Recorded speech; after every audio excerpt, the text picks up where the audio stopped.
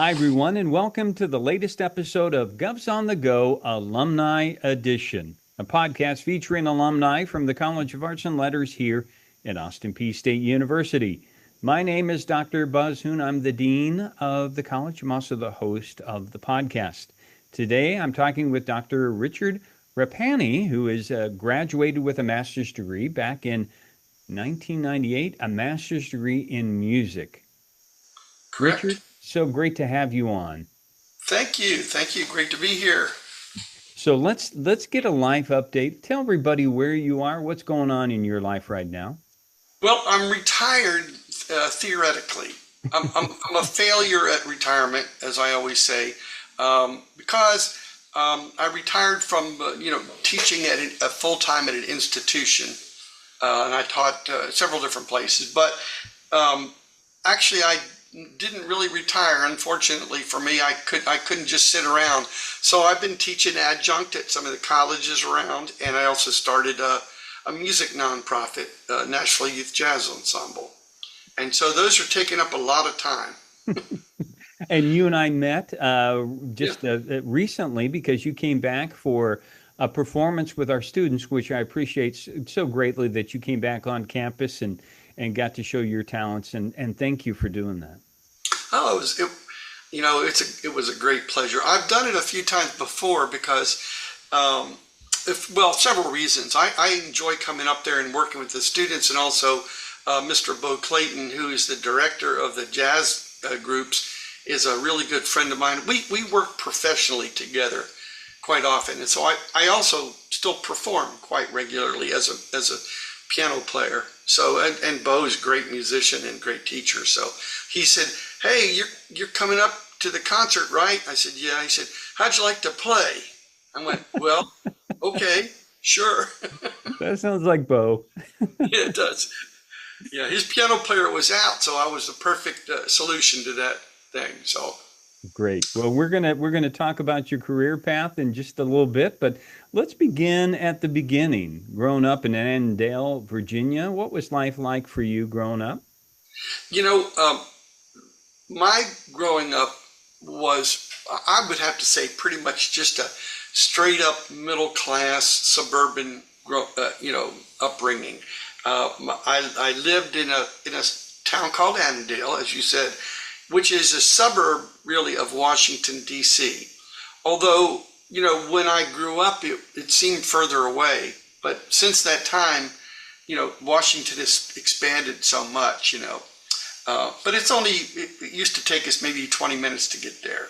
So it wasn't very far away from Washington. And, I went to Annandale High School. I played in the marching band. I played in the concert band. I played in the jazz band for a while. And, I played baseball, I played basketball, I played football. I'm a small person, so I played tag football mostly so I didn't get killed. But when did music come into your life? Because at some point you must have been introduced to it, and was one of your parents supportive of this? Yeah, that's a great question. I don't think I've ever been asked that by anybody, but that's true. Here's the answer to that. My father, although both my parents worked for the U.S. government, my father worked basically my mother and father both worked for the Pentagon. Okay, and my mother worked at the Pentagon. My father worked in an annex building for the Pentagon. But my father just absolutely was obsessed with music. He loved music so much, and he loved jazz especially. And he was a record collector, and he always wanted to play music. In fact, he never got a chance. So when he got older, even like I remember in his 50s, he tried to take jazz piano lessons. And of course, it's hard to start that then. So he encouraged me, or I would go so far as say he pushed me to do music. Most people I talk to, they say, well, my parents tried to talk me out of it. And I said, not my dad.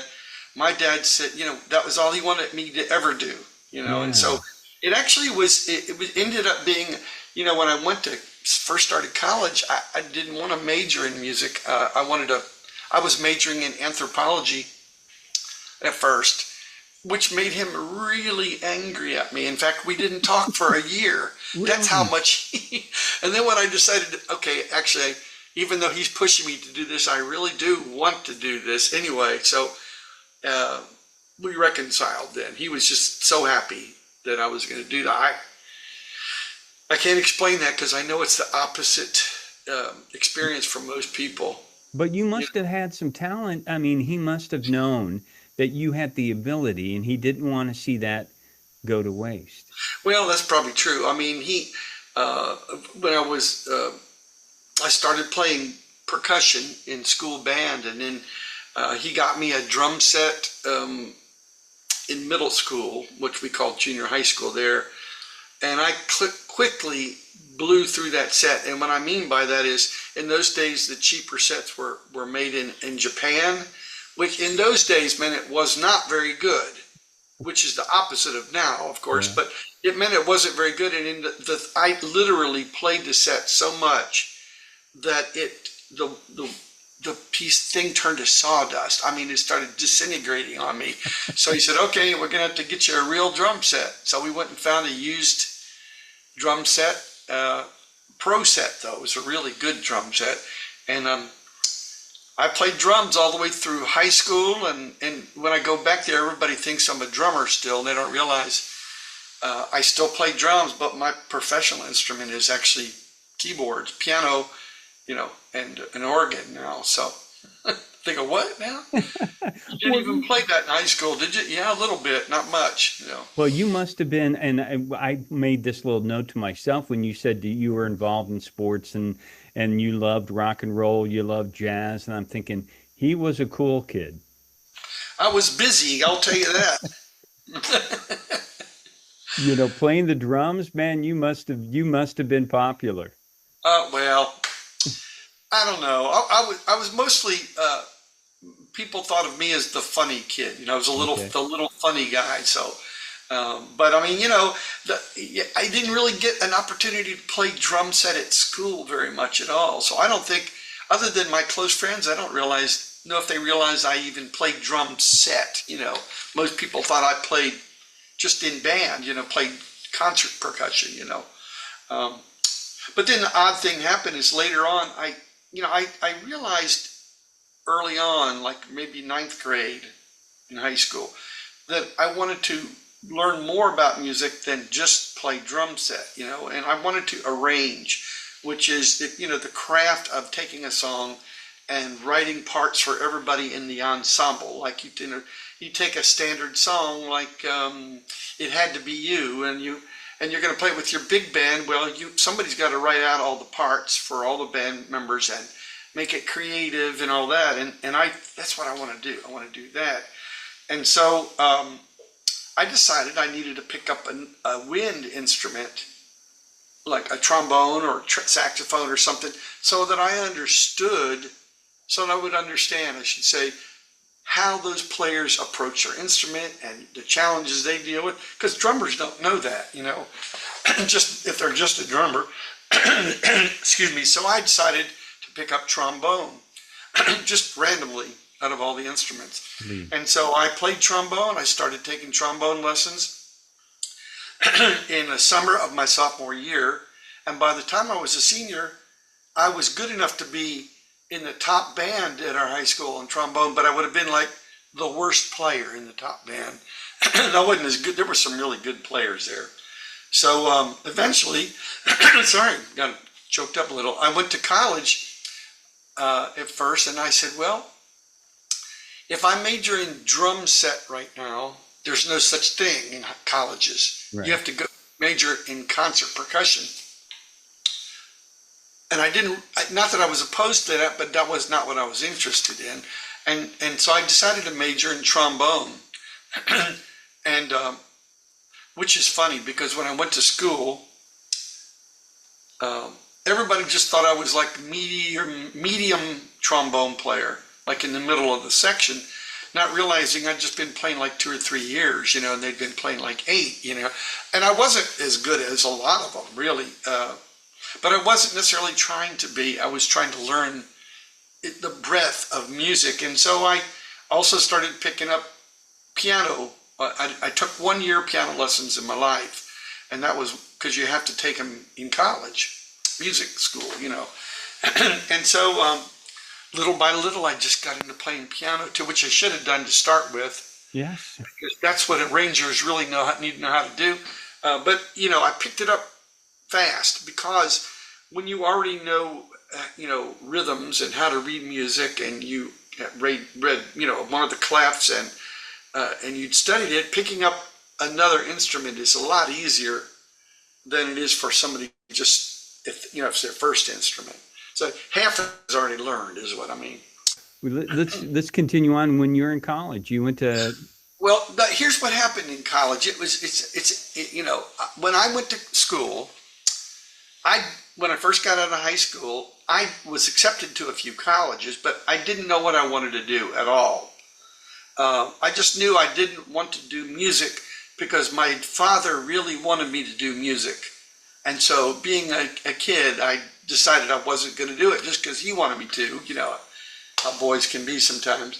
And so, but I also did not know what I wanted to do too, you know, so I got a full-time job at a music store in the Washington, D.C. area. And I went to the community college up there, which is Northern Virginia Community College, which is not like a regular community college. There's like 4 or 5 campuses, and it's big. It's really, really, yeah, it's really like a junior college, you know, than it just you know, community college. But anyway, so I was taking anthropology classes because I had always been interested in that. And I always was very interested in sciences and everything too. So, but anyway, while I was there, of course, I took a couple music courses because I could. I didn't really know what degree program I was going to do. So I said, okay, well, I'll also sign up for jazz band and music theory. I don't know why. I don't know why an anthropologist needs to know that, but I'm going to do it anyway. And so then of course, after about 2 years there, then I went, okay, now I know what I want to do. I want to major in music, you know. So I was talking to one of my teachers there at Northern Virginia Community College, and he was actually from Nashville. He was from Nashville, and he said, you should consider going to Peabody College. It's part of Vanderbilt University, and they got a really great music department, and the music industry's there. So I went, okay, that sounds like a good idea. So I looked into it. He wrote me a letter of recommendation, and I came to Nashville to go to what is now Blair School of Music. Okay. You know, for my undergraduate degree, but in those days it was a separate college, Peabody College for teachers, which still exists. It's just under the Vanderbilt umbrella. You know, it's still one of the best education universities in the world, really, for special ed and other things. But anyway, I finished my undergrad there in music education. Okay. So a funny thing happened to me though. I mean, I always wanted to teach. I was always into band in high school, and I looked at what my band director did, and I said, that seems like a lot of fun. I'd like to do that, you know. And then, but I had a student teaching experience that was terrible. Oh. It was so, and now the teacher I taught with was a great guy, but the school, it was not what I expected, and I think a lot of people go through this. I spent most of the time confiscating weapons, and we hardly, I'm not kidding, and disciplining kids that were troubled kids. It wasn't like, wasn't anything like I expected at all, you know. And it just turns out I I picked a school that was a really rough school, and I didn't know any of the schools here really in Nashville. But at least the teacher was really a great teacher. I mean, he knew what he was doing. So, we would have, 5 or 6 classes a day, and 3 of them were music appreciation type classes that everybody in the school had to take. So you would get all the kids that weren't in music or art or chorus in there, and so those were the classes that were problematic. The band kids were okay, But after that experience, I told my parents, I said, I'm never going to teach in my life. That is not what I like to do. I don't want to do that. Well, I didn't realize at the time, not all experiences are like that experience, So I went into the professional world and I became a full-time musician. And I toured for a while. I was with like rock bands and stuff, but I eventually got on with with Ronnie Millsap, who is a very famous country artist at the time. He was one of the, he had just won Entertainer of the Year, and so I was hired to be his keyboard player. Of course, he played piano, but I played electric piano and synthesizers and things, and also his musical director. And so that I did that for several years with him, toured all over. It was great for a young guy to get to travel all over the world in his mid-20s and get paid while you're doing it. It was a pretty phenomenal thing. Well, let's pause there for a minute, Rich, because I'm sure people are wondering, how do you get gigs like that? How do you develop the relationships? How do you put yourself out there and get yourself known? Well,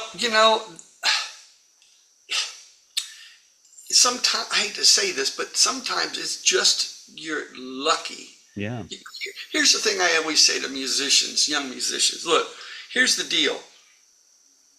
There's a whole, and this is true in every field, I feel like, there's a whole pool of talented and smart people in any field you're in. It really is. It doesn't matter whether you're in computer programming or you're in education or you're in music or whatever. But, to think that, you're the only one or you're going to get this because you're good, well, that's great. You have to understand, you have to be good enough to be a contender first, though. You have to get in the pool of available candidates, whatever field it is. But once you're there is a certain amount of being in the right place at the right time and all that involved, no matter what. And so I was playing in this band and I was really good. And I just met this person that worked at the venue where we were playing a lot. And they were really good friends with Ronnie Millsap's wife. And I had heard there was an audition. He was holding open auditions.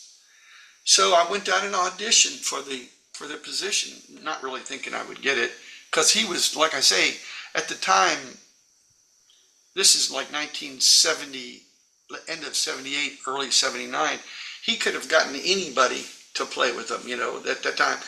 But I really worked hard for the audition. I learned all the songs, and then the person I knew put in a good word for me as reliable and would show up and do a good job, and I got the position.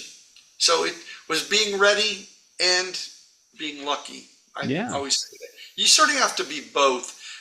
But if you are ready and you keep plugging away, your chance will come up. You just got to be ready to take it when it shows up, I feel like, because we all had that. I'm sure you did in your position, and most everybody, you're not in middle school thinking you're going to be the dean or something, No. You know what I'd like to be when I grow up? The dean. Their friends are going, nobody dreams of that. Yeah, and your friends would be going, what's a dean? Exactly. But anyway, I did that for a while, and I got to do some incredible things when I was with them. Playing for as a young man and playing, really, we went to Europe, we went all over, everywhere over Canada. It was, everywhere in the United States 3 times, but some of the coolest experiences I directed, because that's why he hired me, because he needed a keyboard player, because his music was very keyboard oriented, because he was a piano player, or Right. he is a piano player. And but also my other job was musical director. Well, when we just went out and played, in Huntsville, Alabama, or something, we didn't need a musical director. It was just a band. We just played. It didn't. But then we started going to Las Vegas, and we started going to Reno, Nevada. We started doing TV shows, and so my job was to do the thing where, okay, Rich, we're going to Las Vegas. We're going to be there a month. Here's, in addition to playing your keyboard parts with your right hand, you have to direct a full orchestra with your left hand. Well, and you've probably seen guys do that on TV. If you watch some of those shows, you'll see there's a conductor, and they're also usually playing at least some. So I conducted, I guess it was about a maybe 25 to 30 piece orchestra. Holy cow. In Las Vegas the whole time whenever we played there, and also in Reno, both of those. And I can't remember if I had to do that. Lake Tahoe was a little smaller, so I don't think we had an orchestra. But so we also did that on TV shows. So I tell people this story. It's a little bit of a story, but I think it's a good one. So we did the Tonight Show with Johnny Carson. So here I am, like, I guess 25 or 20, maybe 26, So we go on the Tonight Show, and so we have these songs that we're going to play, and we have arrangements that the jazz band, the Tonight Show orchestra, can play. But to be honest with you, they're the worst music. A player of the caliber of those guys can play anything, okay? So, but our arrangements were written, because it's country music, the arrangements, the horn parts would go like, do, do, do, do. I mean, they were just absolutely the most plainest thing you could ever see, that would, make some players were going like, come on, are you expecting me to really play this? I played this literally in 5th grade. I don't, but that was how the arrangements were that way, because these country songs would have sounded nuts if you put like fancy jazz arrangements or something with them, I didn't write the arrangement. They had an arranger in LA who wrote all the arrangements, and they were pro arrangements, So we went on to do the Tonight Show, and I was just playing keyboards, because the Tonight Show has Doc Severinsen, he's their conductor, right? And Tommy Newsom sometimes. So we get in there, and we're doing a rehearsal, and Severinsen comes up to me. I don't know if you know anything about him, but he's actually one of the nicest, most generous, sweethearted people in the entire music industry. And he's still alive, and he lives in East Tennessee, and he still works with kids in music. It's incredible. I think he's in his late 90s or mid 90s. He still does that. Huh. Really. But anyway, Severinsen comes up to me just like he's my bud. He goes, hey man, come here. What? You should conduct his songs. I go, no sir, I really do not want, I'm sorry, but I don't want to conduct the Tonight Show orchestra. If you don't mind, I'll just let you do it. Oh man, you ought to do it. So then Tommy Newsom is a sax player. He comes over, they're both going, no, man, Rich, you do it. You'll be glad you did it. I went, are you sure? And they went, yeah. I go, oh, okay. What have I got myself into now, So here I'm conducting the Tonight Show orchestra, and we're rehearsing. And the songs are so easy. It's like child's play for these guys, of course. But, I'm over there sort of trying to conduct, but they're not. They're all trying to be nice about it. But one guy, the lead trumpet player is a guy named Conti Condoli, who was an absolutely world-class jazz and ensemble trumpet player, very famous guy, And I had some of his albums. Wow. You know, and so here I am conducting it, but I'm having to conduct what musicians call footballs. That means they're all whole notes. Everything's a whole note. But it looks like a football when it's on the music paper, right? So I'm conducting, everybody's looking at me trying to be nice, but Connie Condoli, refuses to accept my existence. He won't even look at me. He looks the other way. He won't look at me no matter what. I'm just going, I don't care. I felt so stupid doing this whole thing anyway, you know. And so he wouldn't look at me, just wouldn't look at me, you know. So on the break, I go over to him and I say, and I told him something true. You know, I said, Mr. Condoli, I just want to say how glad I am to meet you and everything, because, you know, of course, he does looking at me like, who's this, you know, but I said, I just want you to know that when I was in college, I had an album that you did with Frank Rosolino, and you know, you guys are both Italian, and you went over to Italy and you found an Italian rhythm section, and the album was called Conversation. And I said, I played that record until the grooves were flat. It was, you know, I said, that was just absolutely awesome to me, that album. And he finally looked at me right in the eye, and he said, you're the guy who bought that album. Because, you know, jazz albums maybe sell like 3 copies, you know. And after that, it was okay, you know. So that was my experience there. I mean, you know, but, I felt really weird, you know what I'm saying, because, but I mean, you know, I understand how he felt. He was just sort of disgusted that they were even having to play that. But, you know, it's the gig. You know? Yeah, but that's certainly an opportunity for you to grow and to see your potential for your future. Sure. I had great fun with it. And then I also, you know, we played in a lot in Las Vegas and all over, and I conducted the orchestras, you know, all over there for a long, you know, got to know how to do that. And so that then, eventually, I mean, I had done that for a while, and I came back to Nashville after doing that with Ronnie Millsap for a while, and I said, you know, this is great. I've had a lot of fun, but you know, there's more to the music business than just touring around like that. And so I decided to stay in town, and I played with local groups and stuff like that, and I worked on getting in the studio, doing studio work, which I did. For about 8 years or something like that. I did that, and I quickly realized that playing in the studio as a studio musician is good pay, but it's not very enriching work. I mean, you're just really doing the same thing over and over, and you're like part of an assembly line.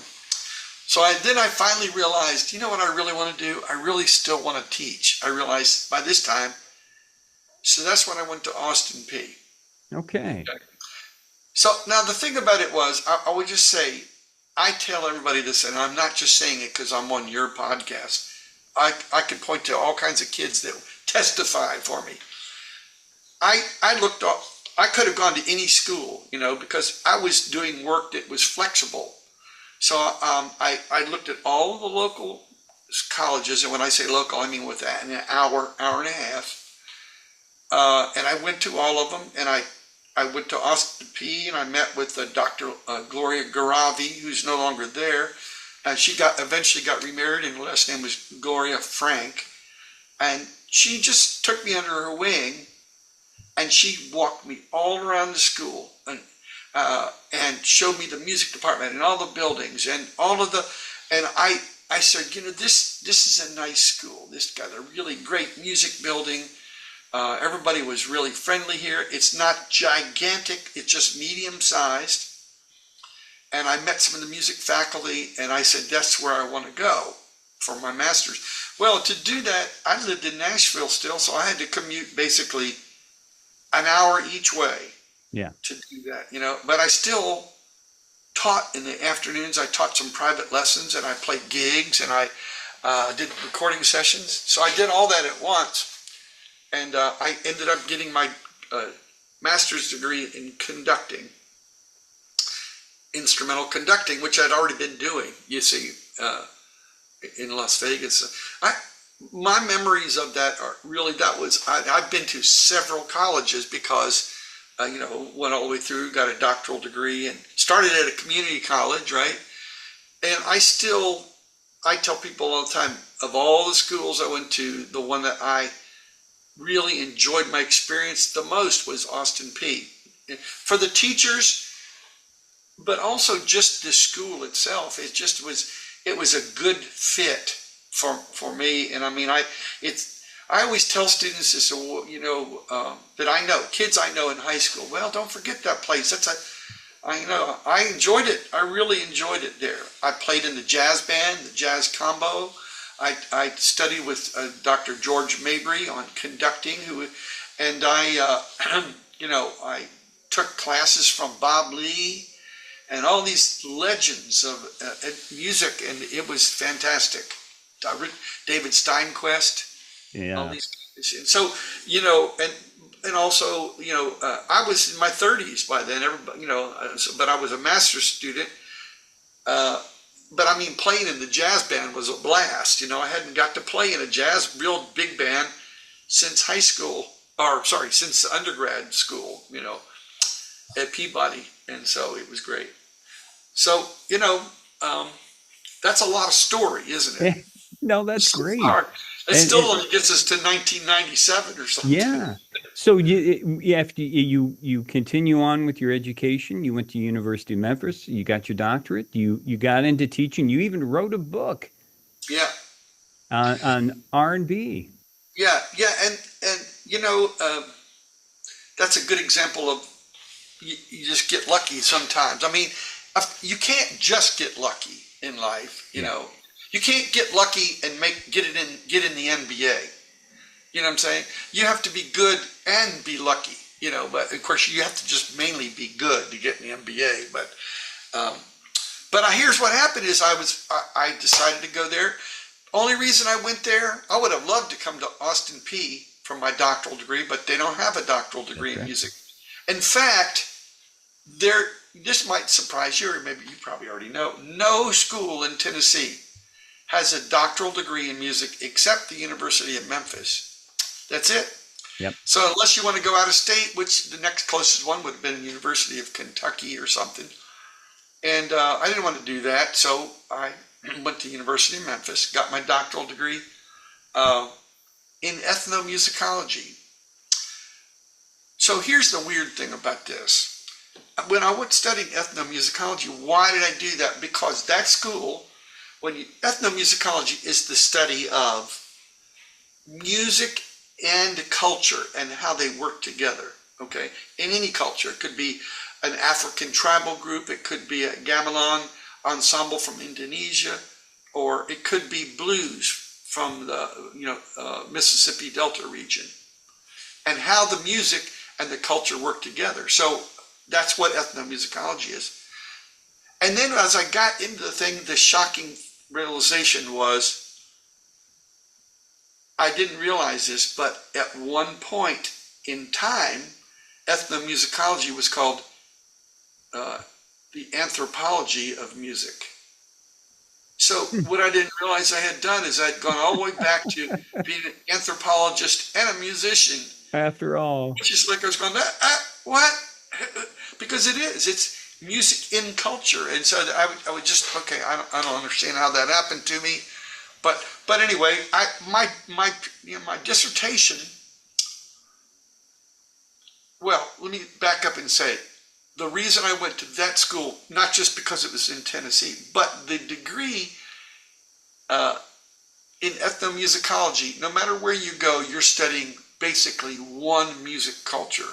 You're studying all of them a little, but you have to focus on one, because you can't learn all the music cultures in the world. I mean, there's thousands and thousands of them, So at University of Memphis, I was able to study Southern regional music of the United States, which is one-off. There's nobody else that has that. Most of them are, Chinese. Like if you go to UCLA, they have theirs is, and also the one at Indiana University, theirs are in Indonesian music.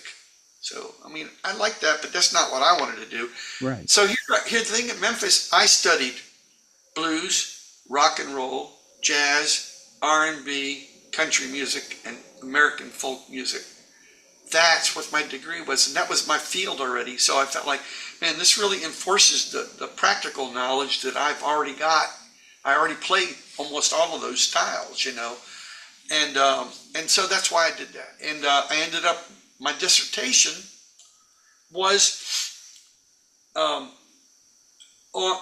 decided to thought about it for a while, like you do when you do a dissertation, and I came up with the topic, which was studying how rhythm and blues music specifically changed from 1950 to 2000. Because, when I say change, I mean, it wasn't just like opinions. I actually took all of the top 20 hits of each decade, and I disassembled the pieces of music and did a statistical study on how much incidence of this is there and how much incidence, and I had specific things that I was looking for, what really happened, over the course of time, what styles and what things in the music got more pronounced and what disappeared. Sure, what got carried forward, yeah. Yeah, and the thing about this is, I honestly had no thinking. I was not thinking, okay, this is going to get published. I was thinking, this is going to help me finish my doctoral degree, right? But the people who I was working with, especially a couple, said, you could get this published, pretty easily. I went, no, come on, but not by not by like a trade publication, but by an academic, publisher. So I sent my dissertation off to University Press of Mississippi, okay, which is the reason I sent it to them is they have a series on American music books, academic American music books. And so I sent it to them and I didn't hear anything back. So about 6 months later, I called the guy there and said, hey, since you're not publishing your book, do you mind if you send me back that dissertation? It was, it's one of the bound ones. I said, I only got 2. He said, Rich, I've been trying to get a hold of you for several months, but you never respond to the email. I went, what are you talking about? He said, we definitely want to publish your book, but I said, well, what email are you using? Well, they were not using the correct email. So if you had not asked for that copy back, it never would have happened. Yeah, and so that's another lucky thing, So, I mean, but anyway, they published it, and, it was never going to be the kind of book that sells hundreds of thousands of copies, and people don't understand don't you sell like, no, but almost, I mean, there's like a couple thousand universities and libraries across the world that have it. And that's all, I mean, that's who bought it, it's a research book anyway. I mean, I have copies of it, and I always say this. I have friends of mine, and we're getting old. I go, Brian, are you having trouble sleeping at all? Yeah, I don't sleep as well. I said, let me tell you what, I'm going to give you this book. It's my book. What I want you to do is any night that you can't sleep, just open anywhere in chapter 2. Just start reading and you'll go asleep, I swear to you. But, don't open it. Some of the other chapters have some interesting things, so don't read those or you'll stay awake all night. Chapter 2 will put you right to sleep. Yeah. It's full of details and history and methods. Yeah, exactly. So I'm telling you, man, this is better than any sleeping aid you could get right here. But, they have it. I'm sure they got it at Austin Peay's library. They got it, Belmont, and Vanderbilt, and some public libraries, and they've got it all over the world. So I feel like, I was surprised, about that. But because everybody's going, how'd you get a book published? I don't know. By a real publisher? Yeah, I know, it's crazy. I know who would be the most really sort of freaked out about that would be my high school English teachers, I think. They go, what? That You, you, guy? couldn't, you couldn't even read hardly in high school. You definitely couldn't write very well, you know. But anyway, so,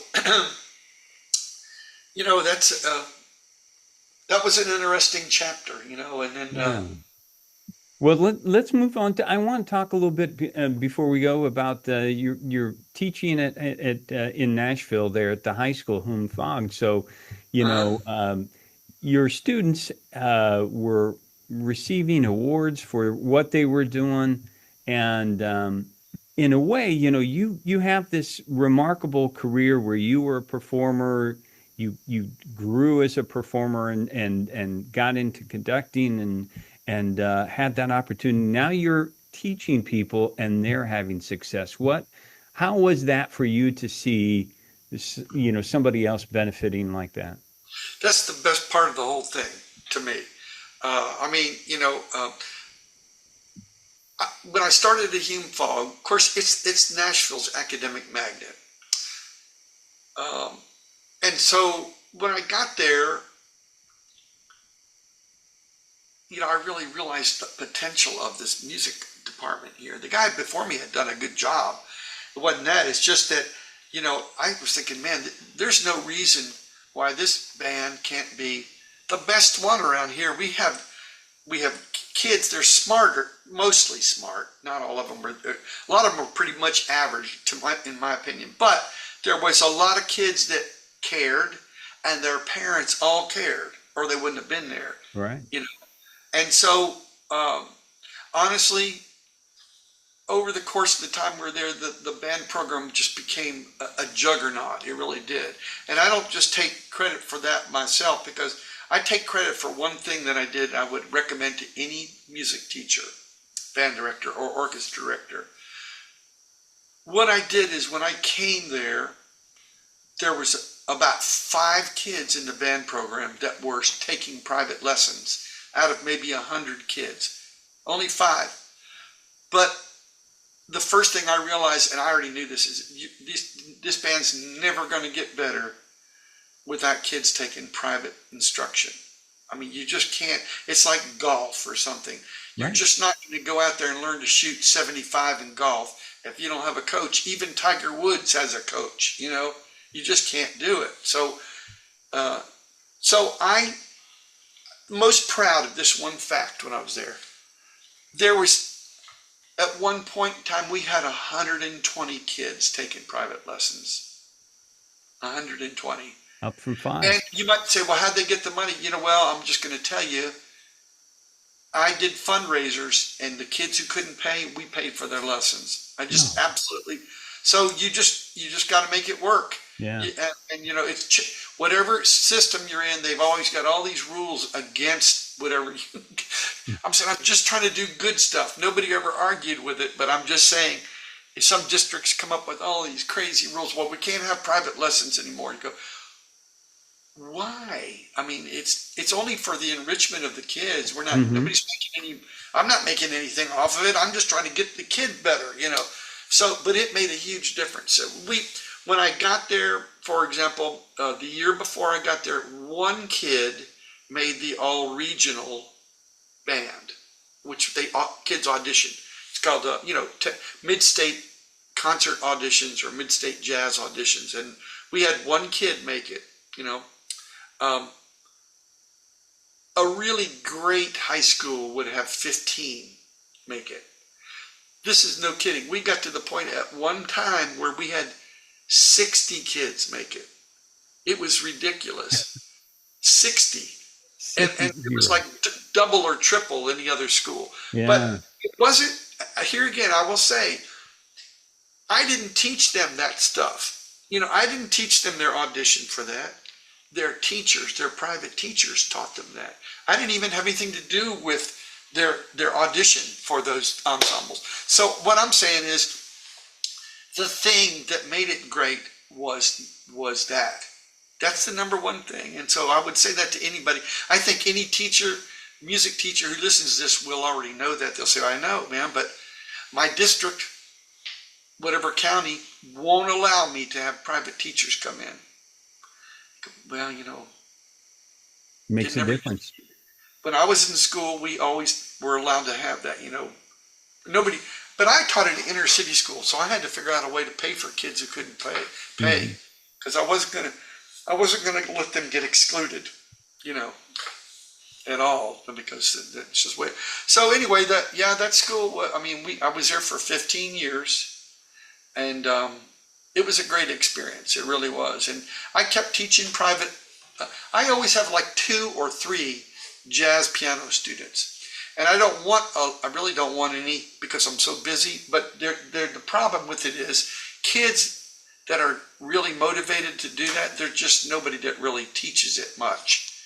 They're mostly professional players and they don't have time or they don't want to do it, so I've done that even since the 1990s, kept a small number of private students only in that one field and everything. So, but I eventually retired from Hume Fog, and but I knew I wasn't really going to be able to just sit at home. You can probably tell I'm pretty high energy for a 70-year-old. I'm still alive, but I'm also pretty high energy, and so I started a nonprofit called the Nashville Youth Jazz Ensemble, and I didn't know if it would work, to be honest with you, but I started it on my own. I started this nonprofit. Went through all the corporate stuff you have to do and get a federal ID, tax ID, and tax exempt, and there's a lot of stuff you have to do. But the idea was to create an environment where kids from all over Middle Tennessee, especially those who didn't have the opportunity or didn't have a very good opportunity, could come together and rehearse with other kids that want to learn how to play jazz in a big band setting, like which is like a 20-piece, like you saw at the Austin P concert, basically that. And basically, I think I told you that night, but 2 or 3 of those kids in that group were in my Nashville Youth Jazz Ensemble. Like the one kid who's such a great trumpet player, Jed. Jed, yeah. Jed was in it. The bass player, Zach, was in it, and there was at least one other one. I'm just trying to think. One of the sax players. So these kids audition at the beginning of the year, and we come together on Sunday afternoons, and they have to audition to get in it because we can't take everybody because we would have 300 kids, but we have about 60 this year, and we rehearse on Sundays. There's 2 big bands. And in the spring, we break off into, everybody can also be in a small jazz combo if they want. Nice. And I bring in clinicians on a regular basis. For example, Bo Clayton, who is at Austin P, he drives down and he'll teach all the brass for it's about 4-hour rehearsal because there's 2 bands, and he'll teach all the brass in a separate room, and I'll have a pro sax person, or sometimes it's a teacher that is not a great player, but they're a great teacher, and there's lots of them. And we do that, and then we put on our own concerts.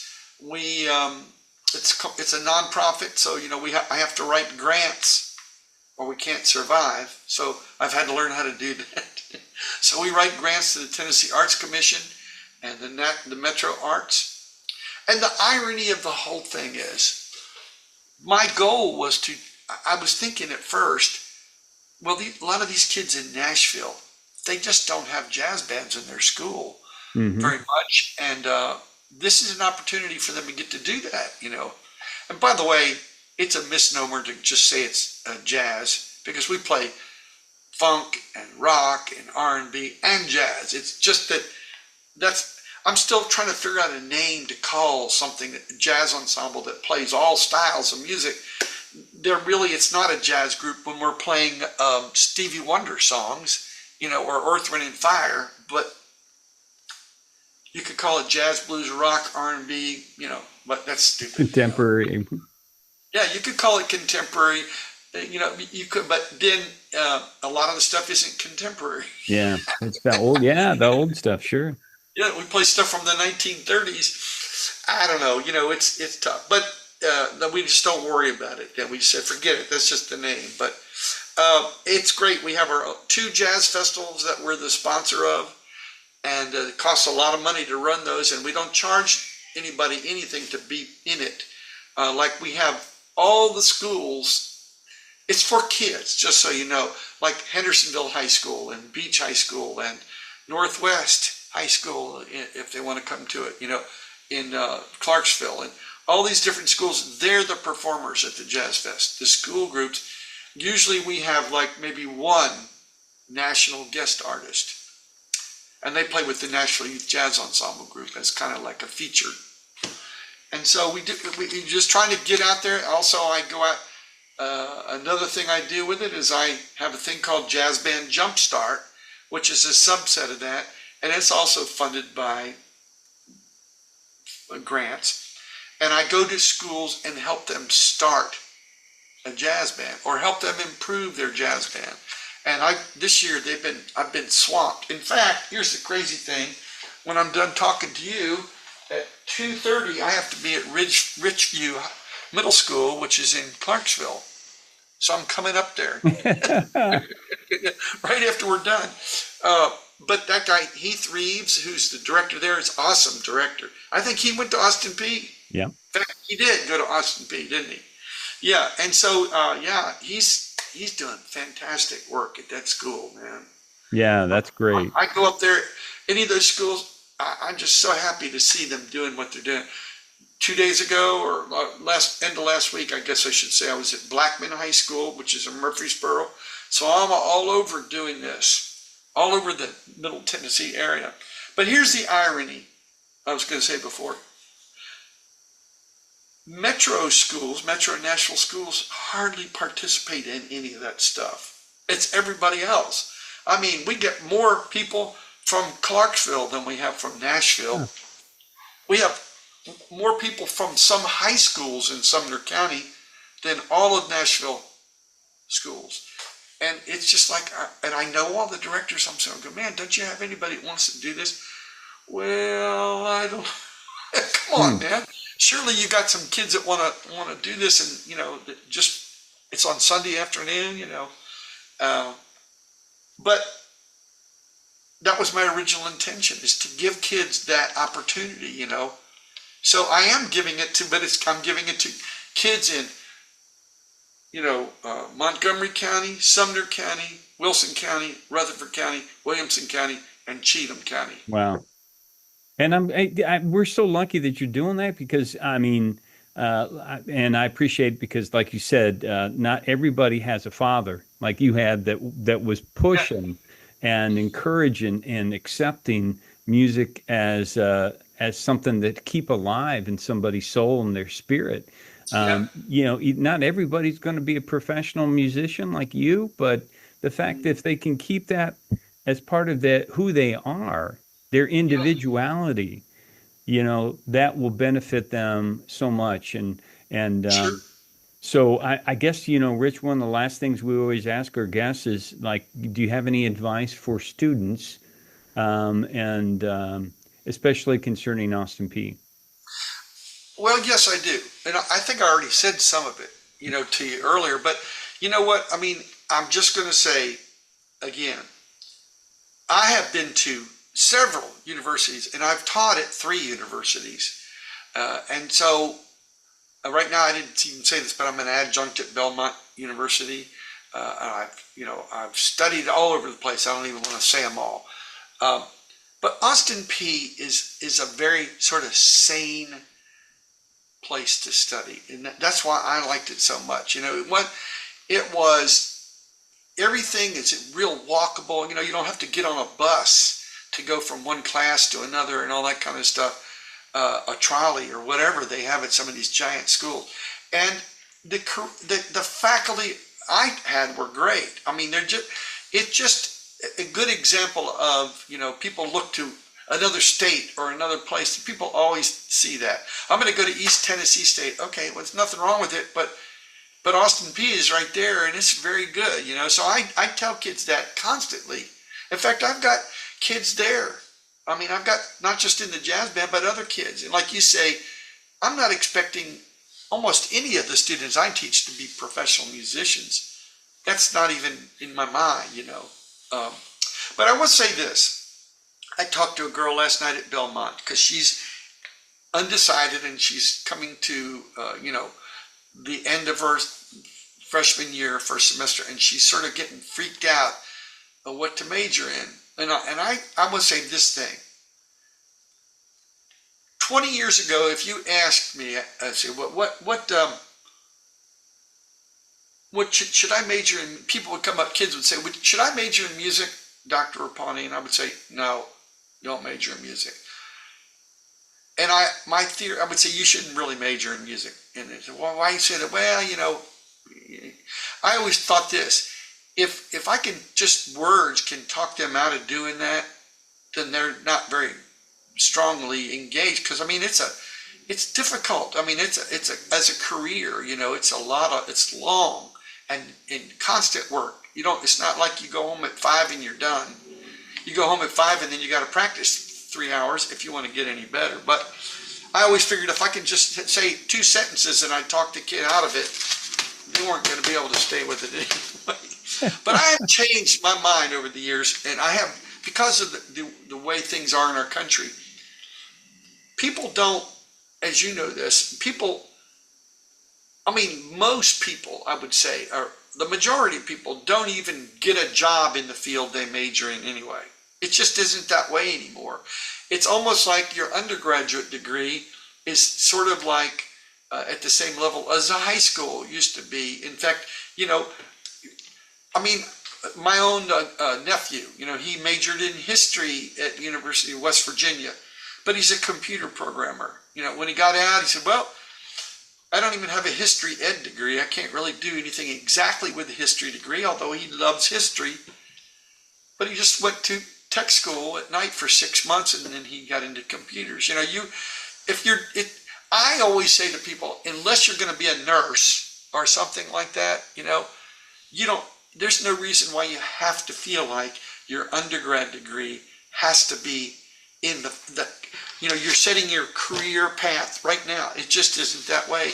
And I know you know probably 3/4 of the people you know that are adults that are not doing what their original undergrad degree was. They went, and it's like I used to tell students, well, I might want to go to medical school. Well, that's okay. You can still major in music as an undergrad.